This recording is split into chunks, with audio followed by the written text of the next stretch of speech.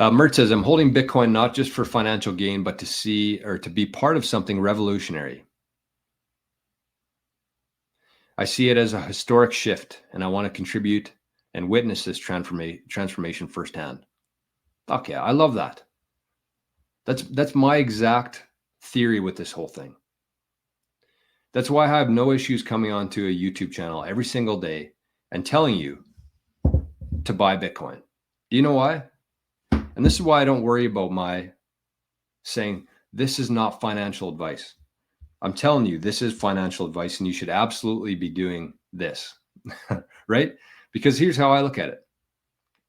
I'm not telling you to invest in some company where I don't know the owner. I don't know what's going to happen. There's a bunch of uncertainties. I'm not telling you to do that.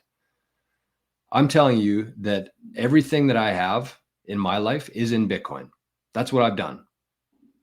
Because I put in the work, I have the conviction, and I see this. I want to be part of the revolution as well. And I can't do that by keeping my time and energy in the fiat system. So when I don't say like this isn't financial advice, that's because I'm all in on Bitcoin. And if somebody's going to sue me for bad advice, if Bitcoin crashes to zero and people try to sue me, good luck. Because if I'm all in on Bitcoin and Bitcoin goes to zero, what are you going to get from me? And even if I do end up being wrong about this, and I wasted all this time talking about it on YouTube and Rumble and Zapstream, even if I'm wrong, at the end of my life, on my deathbed, I'll lay there knowing that I did everything that I could. I was doing it for the right reasons. And that's all that matters. That's the only thing that matters in your life, is when you're about to die and move on to wherever we go to, you can look back and have no regrets on how you handled things. And I wouldn't. Even if Bitcoin failed tomorrow, I would have zero regrets, because everything I've done so far in this space and everything I'll do in the future in this space is for the better of humanity. Just like Mert said here, it is historic. It is a revolution. And if we're wrong, we're wrong, but at least we fucking tried. Because what's the alternative? What's the alternative?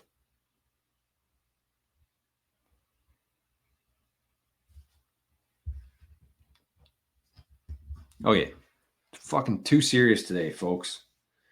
I see, oh, look at this. Wow, we got 420 sat zap, a 20,000 sat zap, 20,000 sats. Oh my God. Thank you to Anonymous too. 20,000 sats. That is so awesome. Thank you. I don't know what the reason is or why or what triggered that, but anyways, 20,000 sats, that is a big deal for me. So thank you for that. Truly. And somebody sent in 888 sats, our favorite number here, and said, miss you, Arnie. Arnie, did he come by or something when I was in my rant there? Hope not. As soon as I end the show, I'll trick Arnie today, just so we can get a good look at him. Make sure he's still alive.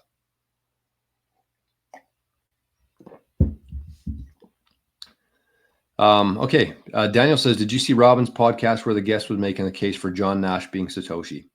He's the guy from A Beautiful Mind. He died in 2015. Guy makes a pretty good case for him being Satoshi.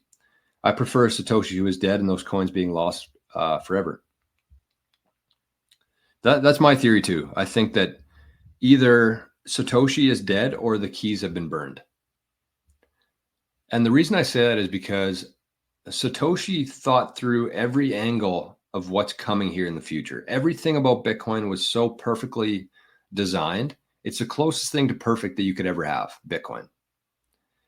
And so if Satoshi had the foresight to see attackers, if he had the foresight to see adoption and issues and things we're going to struggle with, if he had the foresight to see all of that, he knew Wall Street would show up. He knew the US government would show up. Maybe he was part of the US government. I don't know. But he had the foresight to see how this whole thing was going to play out. And if you think that he didn't know that his coins, I think it's less than 1 million coins. I think it's 900 and some thousand coins that Satoshi has. He knew that if they just left that wallet, if they trusted the keys to that wallet with a human being, then it would be spent.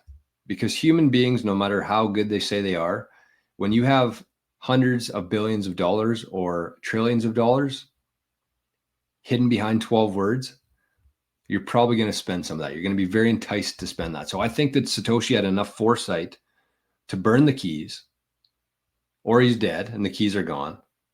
I don't think that's the case. I don't think that he would just die and, forget where he put his key. I could be wrong. I think he either burned the keys or, well, my third theory here is that we're actually going to see something for the world. And what I mean by that is, like, if we find out, let's say we find out who Satoshi is, let's say that it was somebody good. And they're like, you know what? The world deserves this. I'm going to move 900,000 coins. Everybody who wants a portion of this, put in your Bitcoin address. Everybody gets some Bitcoin. It sounds crazy. But if you think about what Satoshi did with Bitcoin and the purpose of the whole thing, it was for fairness. It was for honesty. It was for a better future. The whole point of Bitcoin was to separate money from state, because that's the thing that's been dragging us down for the last 100 years. And so it sounds stupid. It sounds crazy that somebody would just unlock this wallet and send everybody who wants some Bitcoin. But I wouldn't rule it out. I really wouldn't.